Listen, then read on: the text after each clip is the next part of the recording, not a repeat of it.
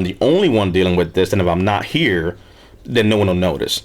And it's like there's literally an entire brigade of people feeling exactly like you. And imagine if you all left tomorrow. And they're looking for somebody like you. They're looking for what you just said. They're looking for, I'm not the only one, because it sort of doesn't make you feel, let's be real, let's keep it 100.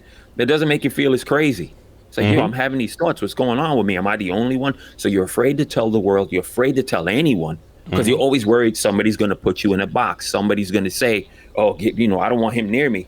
Right. So now there's more seclusion. Now there's more, I'm scared. I'm worried, and that's all that they're looking for is exactly what you said, is that one thing just to let me know that I'm not alone, and being able to unpack and let off their shoulders, the stuff that they held in for so long. And what you said just, it hit me.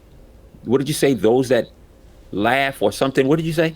Those that know pain, like from a comedic standpoint, those that understand what it's like to hurt, try to make people laugh. So that's the key with comedians, because the fact they know despair, they know sorrow, right? It's the person that wants to make you laugh who knows what it's like to not have anything to laugh about. Is the person who wants to hug you that understands what it's like to be alone and not feel affection. So if you think about it, what we're doing is we're always trying to compensate for what we don't have. So when you see the life of the party, what you don't see is they never felt that they were part of the party. You know what I'm saying? Like that whole thing of like, when it comes to like this whole Veterans Network thing, what I don't think people realize is what we've tried to do in all this stuff is realize that, we do Friday Night Lives, we do this show, and it's like, oh, we're connecting, we're doing stuff. I'm like, you don't realize sometimes that you put a party on, you want people to have a good time and enjoy the space, but what you don't see is that maybe the person putting the party on is the person that feels the most attached. Is that you? Yeah. Because when the show's over, it's just like, well, how do you do so many different shows? And how do you do so many different things? I'm like, who else am I supposed to talk to? You know what I'm saying? Like, it's just like, if I'm by myself, it's just like, hey, let's do another show. Let's find somebody to talk to.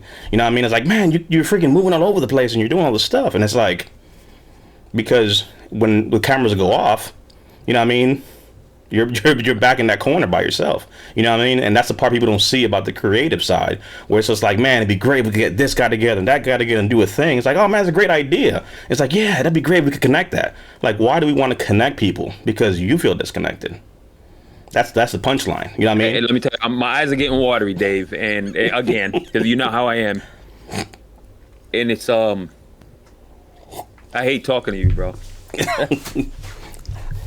I've never heard you say that, and I think people needed to hear that from you, Dave. Yeah. Because I know it. I know what you're doing.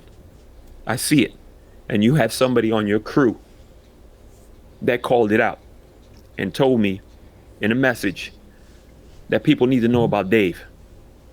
And I know that you go through a lot. I know that you do. I'm sorry, man. This makes me emotional, and I'm going to be what I am. I know that you go through a lot, Dave. And I knew that doing what you do, Dave, is your therapy, my brother. And I saw it from a mile away. And I wanted you to share your story, Dave, because you do a lot. And I know you're hurting. I know that you go through what you go through. And you got a person in that crew, man, that told me something that said, Dave said he had never felt the way he felt in a long time, talking to me, you, because you're my brother, Dave. I love you. And to hear your story, my brother, and to hear what you just said, hit me because I feel like you do. Me and you are two peas in a pod, my brother. And we do what we do to try to help somebody not feel the way we feel. You're a strong man, Dave. You a strong man. I know your path, and I wanted you to share it. I know your path. I know your story. But I also know when you have to put this up and why. And I think people needed to hear that, Dave.